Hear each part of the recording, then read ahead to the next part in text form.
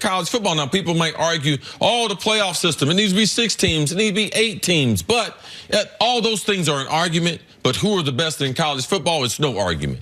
It's the Clemson Tigers and the Alabama Crimson Tide. This game, and I believe it really showed that Dabo Swinney, them being the first 15-0 team in college football since 1897. Right.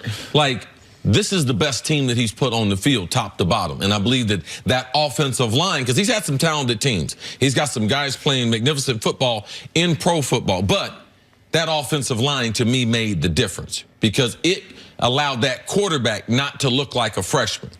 Quarterback started the game very, very nervous, very, very iffy on some of the throws and some of his reads he was making, but they allowed him the ability to get comfortable because they made a couple runs earlier, and then he got into the game and he started carving that secondary Alabama up, making big play after big play. So this is a special Clemson team. They should be in the conversation of one of the better teams in college football the last 25 years, and where Dabo Swinney has this Clemson program, it's among the elite in college football. It's Clemson, Alabama, and then there's 4 or 5 other teams right under that tier. Texas, Ohio State, Georgia, and Michigan. Yeah, and Michigan is probably trying to fight to stay in that tier. These two teams have clearly distinguished themselves.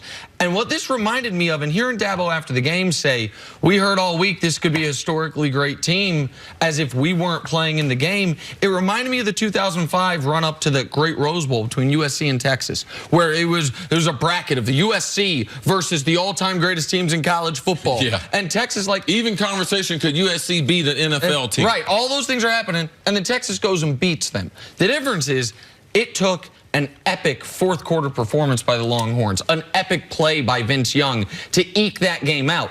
Bama was up 16-14 in this game and then got outscored 30-0.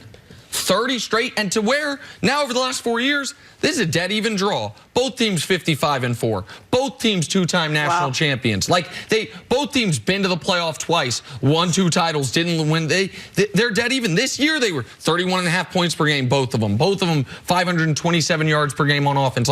They were dead even, and Clemson just whooped them yesterday. And winning 13 of their games by a point margin of over 20 points. It speaks to how consistent. It's hard to keep young players focused week in, week out. You're playing 8, 9 conference games. That consistency played out. That's what makes this team one of the greatest ever. You think we see these two back here next year? Man, I think I'd be shocked if Clemson's not back. And Bama's, they reserve a spot for them in the playoff. And when C says 13 games by 20-plus points, the 2 games that weren't, one was before Trevor Bryant started playing, or Trevor Lawrence started playing when Kelly Bryant was playing, and the other was when he got hurt. Every game he played the full thing, they won by 20-plus. I talked to Ryan Day at Ohio State. We coming for us. We getting this. We got to go. Undisputed starts right now.